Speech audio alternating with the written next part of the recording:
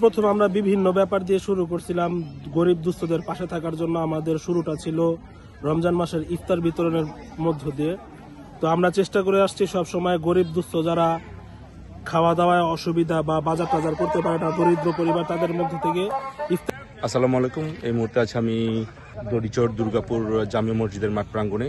এখানে আমরা দেখতে পাচ্ছি দড়িচর দুর্গাপুর যুব সমাজের উদ্যোগে মাদার শেল্টার অ্যাসোসিয়েশনের পক্ষ থেকে তারা ঘাগুটিয়া ইউনিয়নের যে হতদরিদ্র মানুষ রয়েছেন মুসলমান গোষ্ঠী, তাদের জন্য কিছু ইফতার সামগ্রী আয়োজন করেছে এবং এটা তারা তাদের প্রথম যাত্রা ছিল 2016 সালে, আজকে 2025 সাল।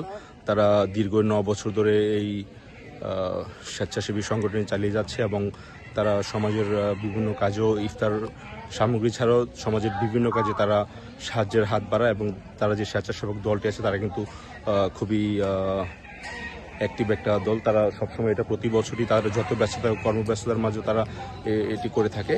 তো আমরা আপনাদেরকে আজকে পরিচয় করে দিব সংগঠনটির কয়েকজন সদস্যের সাথে এবং আমরা জানতে চাইবো তাদের উদ্দেশ্য কি ছিল এটার মাঝে এবং তারা এটা যে একটা খরচ হয় বা ডোনেশন কারা কারা করে এবং তারা এই মুহূর্তে তারা কতজন দিয়ে শুরু করেছিল এবং এই মুহূর্তে তাদের যে অনুদানের বিষয়টা তারা কতটা ফ্যামিলির মধ্যে এই অনুদানটা দিতে পারতেছে। চলুন আপনাদেরকে পরিচয় করি তাদের সাথে।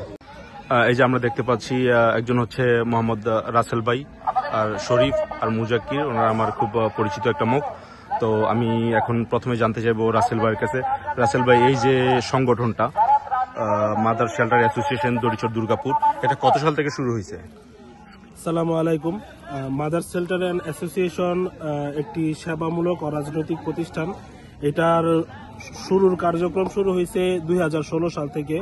তো তারপর থেকে আমরা টুকটাক যতটুকু আমাদের আয়ত্তের মধ্যে ছিল তা দিয়ে সবার পাশে থাকার চেষ্টা করেছি। আচ্ছা আচ্ছা।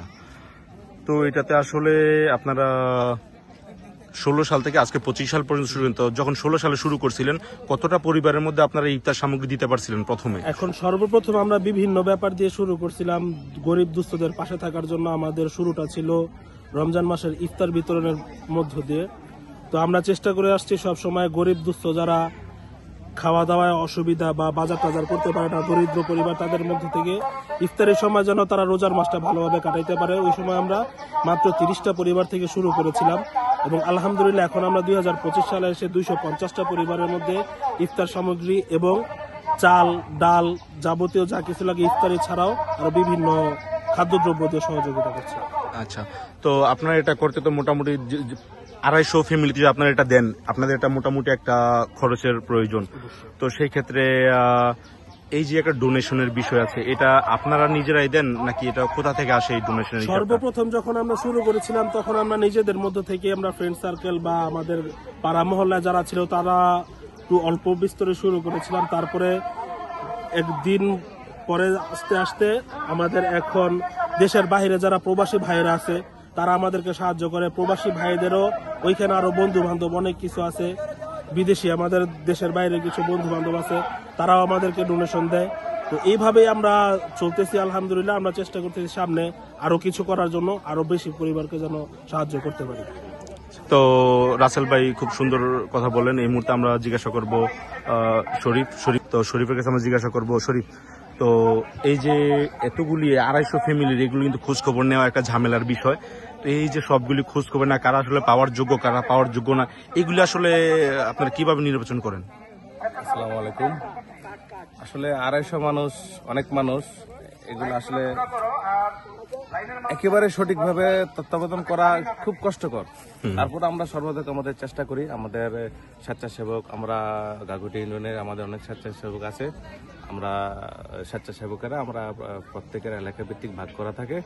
তারা এলাকা ভিত্তিক ঘুরে ঘুরে নাম সংগ্রহ করে এবং প্রত্যেক বছর এই নামগুলো আবার আমরা রিফ্রেশ করি, আপডেট করি। আচ্ছা, এই বছর যারা ছিল হয়তো আমাদের বেশিরভাগই মহিলা মানুষ, বয়স্ক, যাদের স্বামী সন্তান ছেলে মেয়ে নাই, তাদের মধ্যে অনেকে আল্লাহটাকে সাড়া দিয়ে দিলে এই নামটা আমরা অনুমোদনের চেষ্টা করি।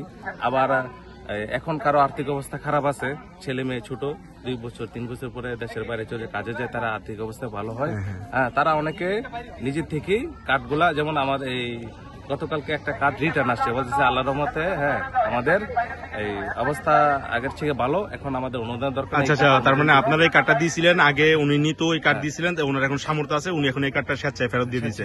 তার মানে এখানে কারোর লোভ কাজ করে না যে আমি নিয়ে নিলাম আমার লাভ হইলো, সবাই তাহলে সংগঠনের দিকে তাদের নজর আছে। আমাদের সর্বাত্মক চেষ্টা করি যে